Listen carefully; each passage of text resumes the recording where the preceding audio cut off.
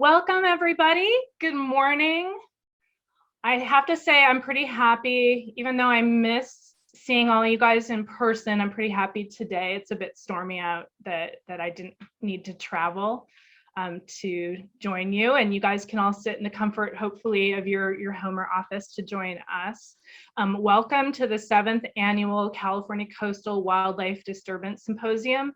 My name is Jenna Bental, and I'm the director of Sea Otter Savvy, which is a nonprofit dedicated to reducing human impacts to sea otters and specifically drawing awareness to the cost of human disturbance to them.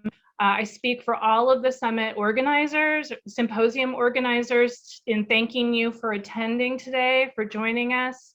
It's been an extraordinary couple of years. The pandemic debuted with a short period of respite for wildlife as people stayed home, but that was pretty short-lived, and that quickly transitioned into an unprecedented number of visitors to some outdoor spaces. So I just want to point out this will be relevant in just a little bit. This is a group of renter kayaks in Elkhorn Slough, and they're being extremely respectful of a group of resting sea otters in the seagrass in the back.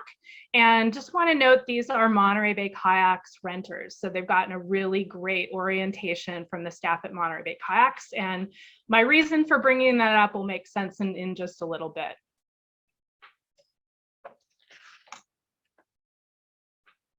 So we have the history of this symposium goes back to 2015.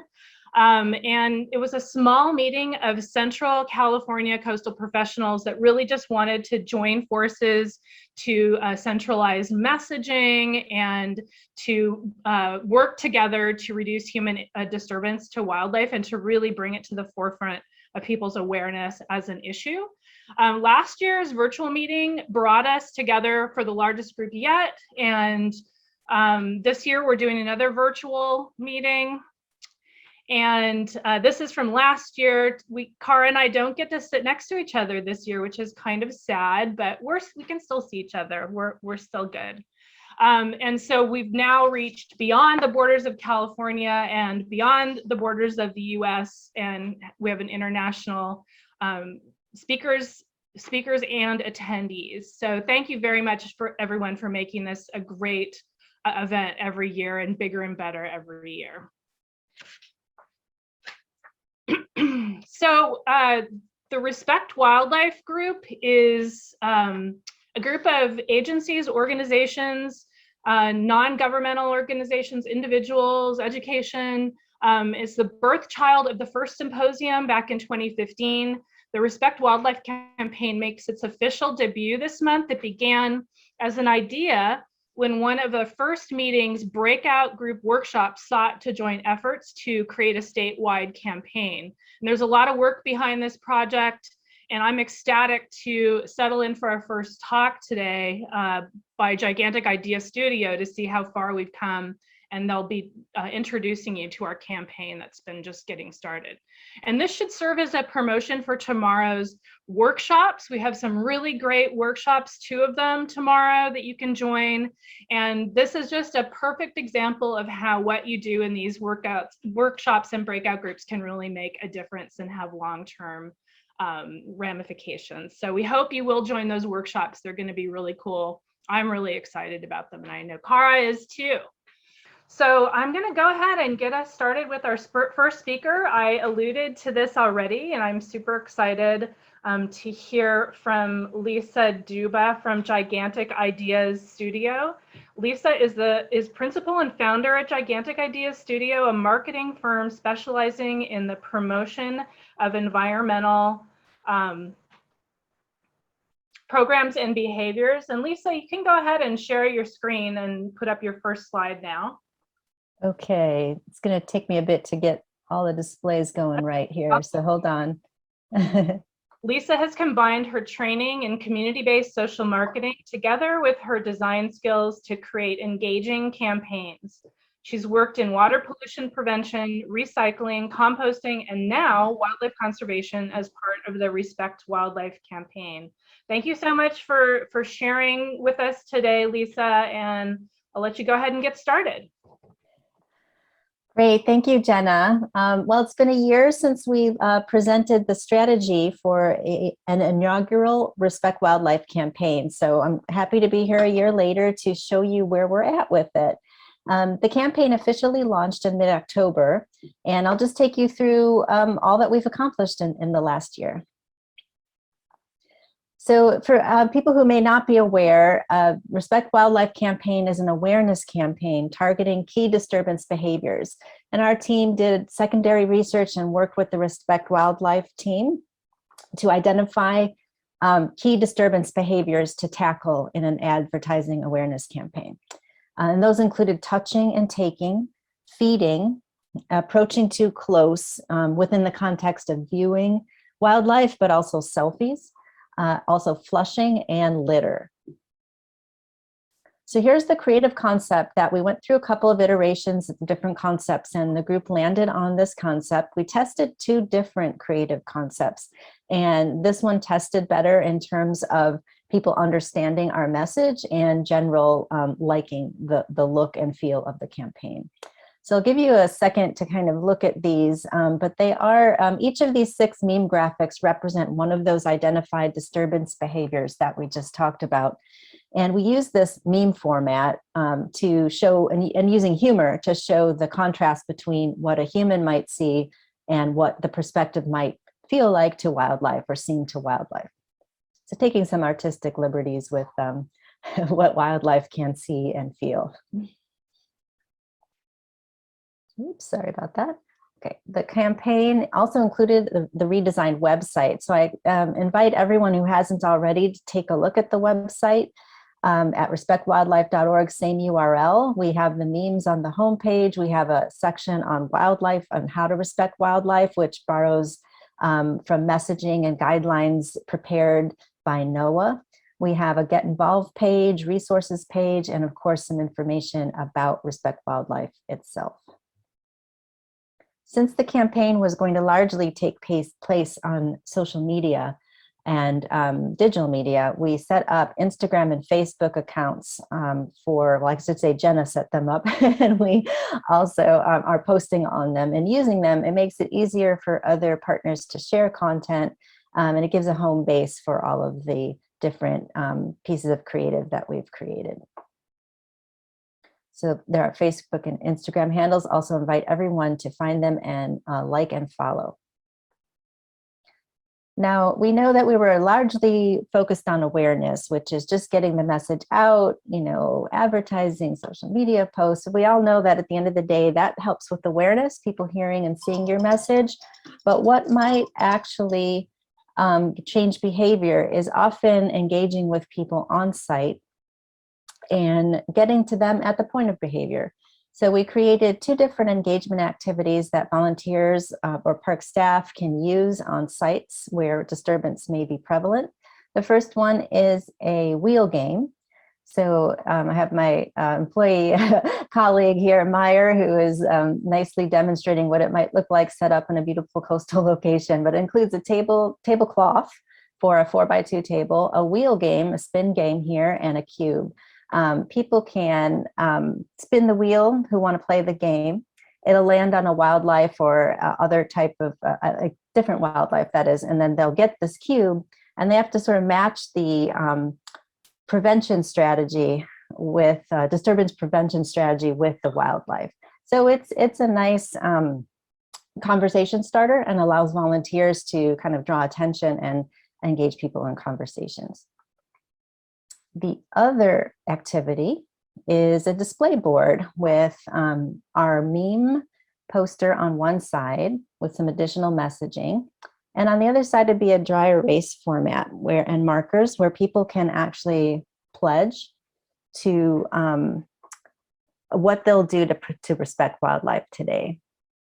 So this is what's called a public commitment strategy. I'm sure some of you have been familiar with this.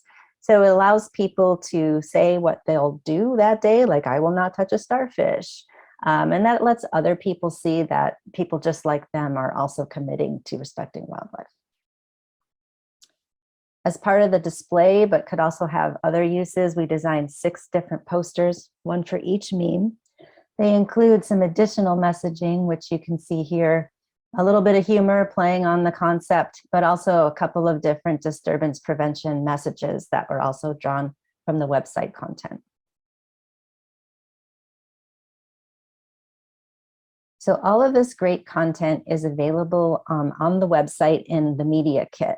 The media kit, it can be found on the website in the like at the resources section. So it'll have all the different meme graphics. It'll have a guideline for how to implement the campaign, all of the messaging that you can put in your posts, and the poster designs as well. So if anyone wanted to print them and post them, they can do so on their own sites. And this is an example of, like, this campaign was actually always designed to have all of the different wonderful people involved in this group to use their own channels to share the content.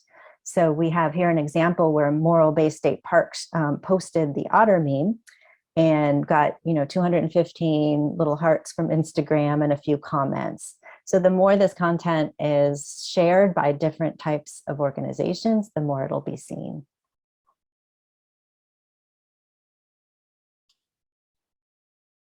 Okay, so for promotion, part of the campaign was also paid advertising. It's very difficult to get viral reach on social media channels just by posting something and hoping that it goes viral. So we did allow for some paid advertising.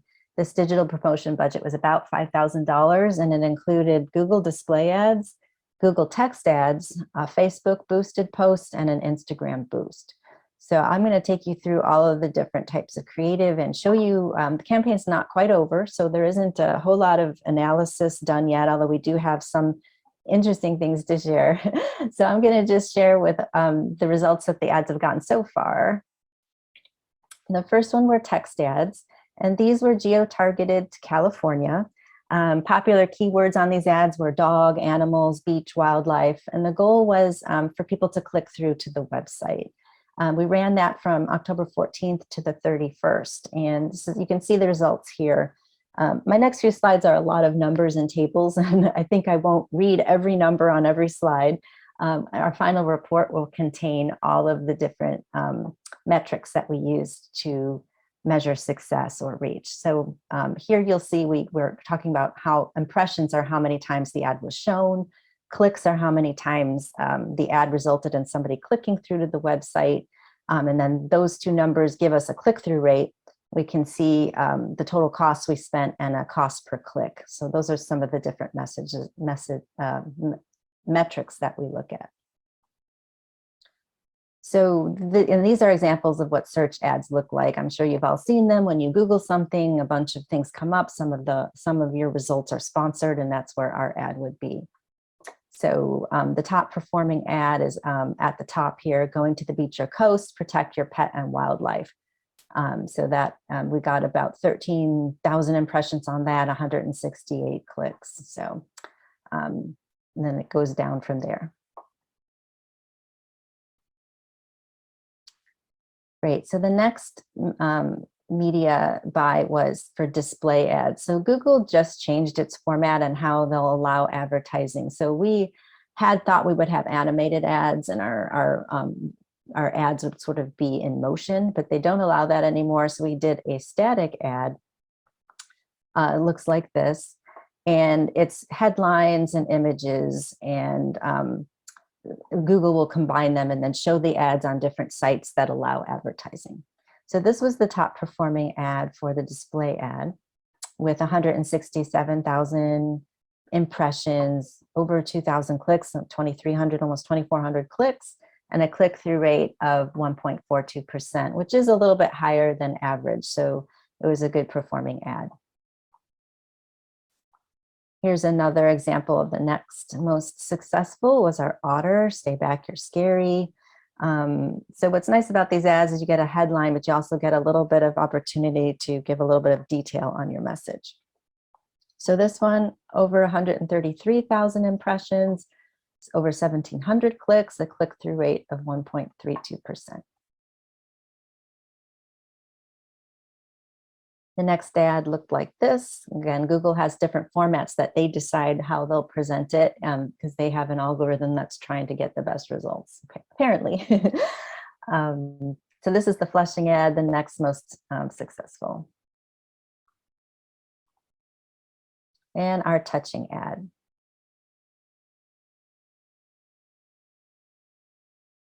Okay. All right, so the next paid promotion was on Facebook. We did each of the memes. We're cycling through them now. The litter one is the last one, and that is going to start this week and finish over the weekend. Total combined, all the promotions as of a few days ago was about 205,000 in terms of reach. That netted a result of about 610 people liking the page, 291 following the page itself. And of all the posts, we got, over 14,000 post engagements. So again, reach is like how many people actually see the post at least once, and engagement is the number of times people engage with the post, either through a reaction, hitting the like button, or commenting, sharing it, or clicking through. So this is by far the most popular post that we made. It had a reach of 63,359, got 871 clicks, but a really great reaction, number of reactions from that, and 245 shares, which I think shares are my favorite because somebody likes it enough to send it out to their followers and friends as well. We got 85 comments, and we do have a section in this presentation about comments, which were very interesting and enlightening. Engagement rate of about 6%.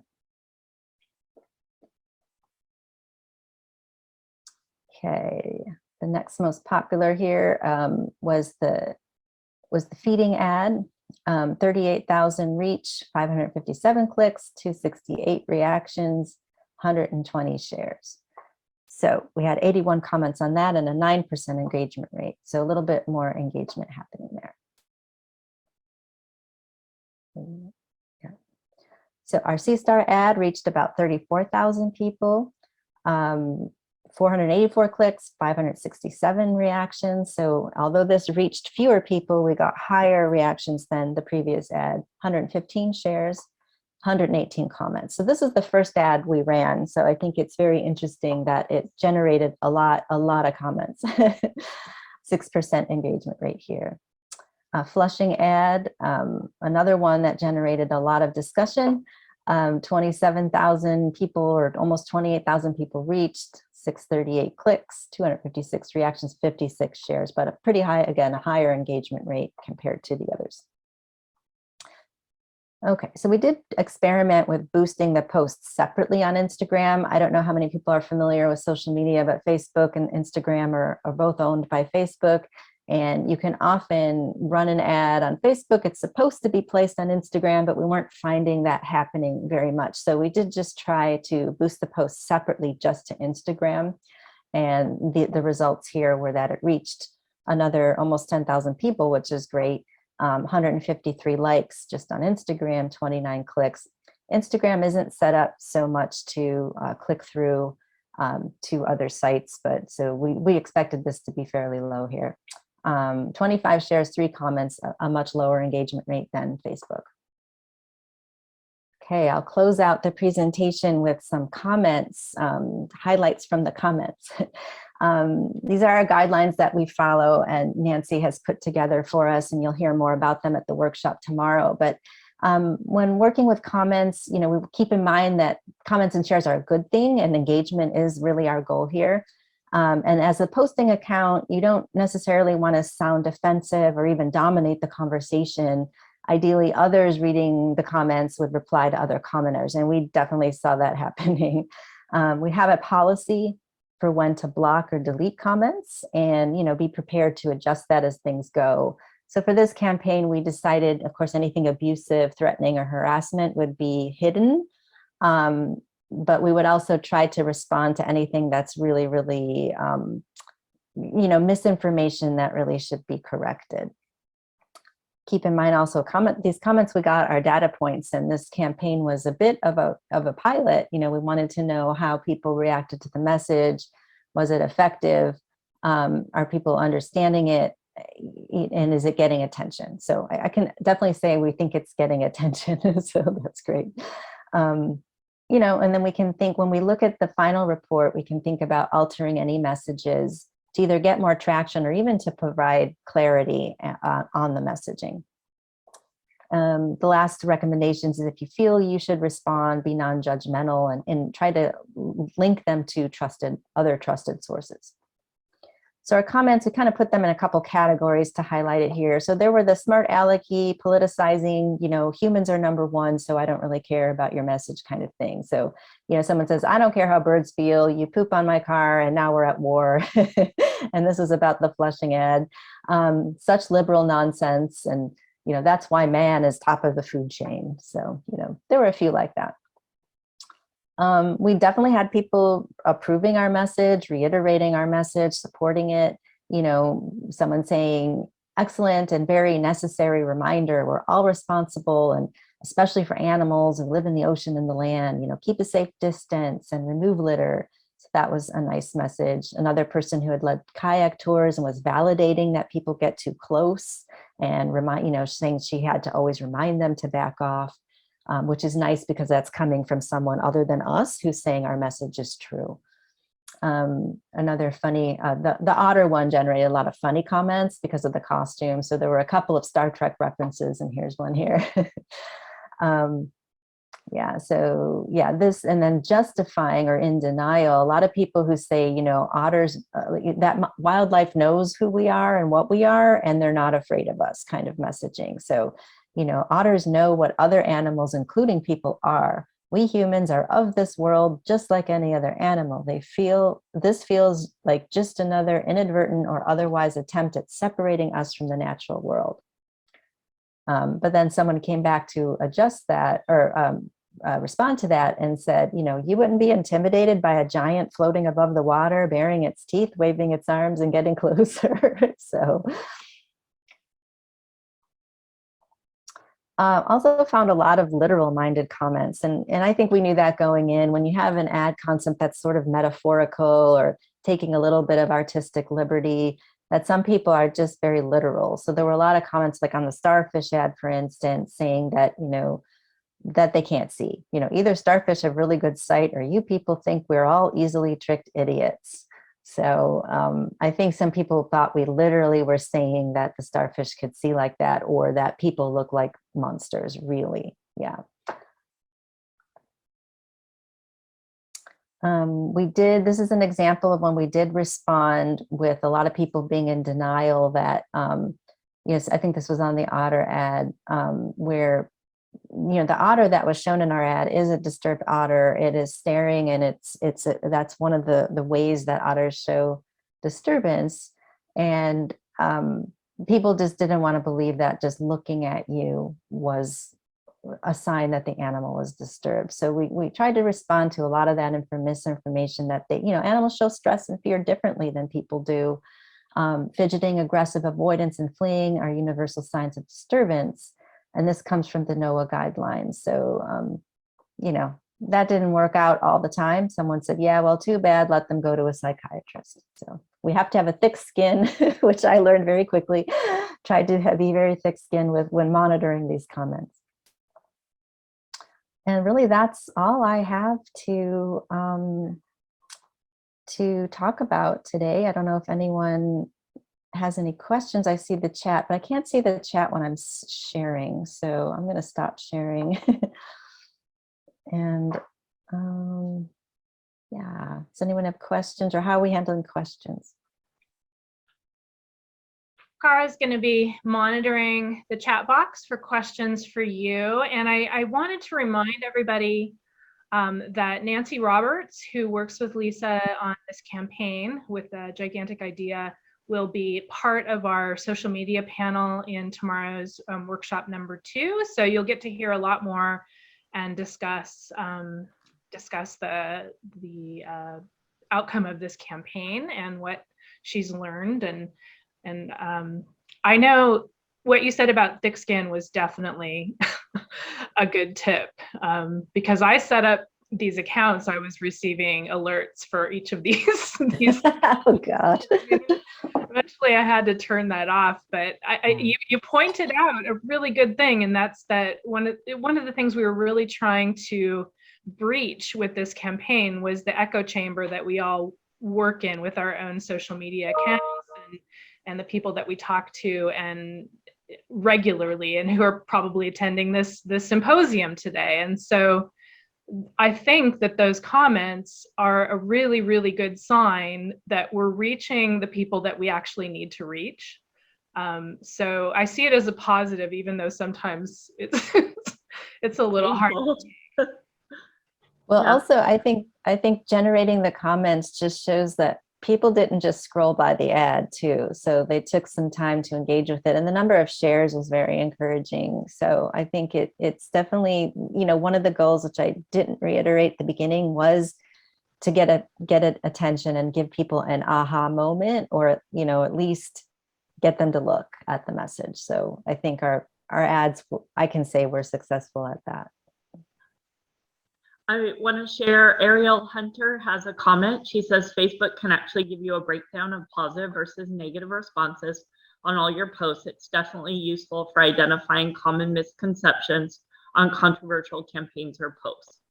And she said, I'm pretty sure you access it through Facebook's Publishing Tools Creator Studio. You can click on any post, boost it or not, and it opens a whole bevy of metrics about engagement. So. And then we got a question, what exactly is the difference between a like and a follow on Facebook? Is one better than another? Good question. So Facebook is changing the way it's going to work, and they are going to use follows. So right now, and Nancy, please chat if I'm misrepresenting that, or Meyer. But what I understand is that we need to be looking and getting followers into the future versus page likes. I have a question. Sorry, Cara. Lisa, I'm really curious how you chose the audience for the ads on Facebook. So did you choose a particular demographic, or did you let Facebook choose that? How did you pick who saw the ad in their feed? I think we decided at the beginning, especially because we started with the starfish, we were just going to let it be California, and just to try to get the biggest reach. Because if we targeted it to say family, it's just really hard to know who is best to go to the tide pools, right? And our goal was to not serve this ad or talk to people who already support our message. So we wanted to get to people who are casual visitors, casual observers, and we wouldn't be served well by limiting the audience that way. So we thought, this is a pilot, let's see how this works. Yeah. Meyer says, yes, likes are going to go away on Facebook, but follows will stay. And Nancy said, post likes will stay, but likes will go away in favor of followers. Followers choose to see your page's post in their feed. Thank you. And then Betty shares, great job. These are great messages. I am most fond of the monsters. I like what Andy's comment was. He likes that the monster's wearing a life jacket, so safety first. That was great too. Yeah. By the way, that monster is my son, and the kayak belongs to another one of our employees. So oh, that's awesome. I didn't know that. That's really cool. I'm really excited about the social media packet. And so anyone that's attending, if you would like, you can access that full social media packet on the Respect Wildlife page. So I think it's under resources. You just click resources in the menu and it's all there. So that is free for you to share. There's some text suggestions for the post and some hashtags, and hopefully, you'll tag back to Respect Wildlife to encourage people to follow those accounts. But please share all of those memes if you like them, and feedback too if you don't. We'd love to hear it. Francesca just shared in the chat the link to the resources so you can get to the social media packet.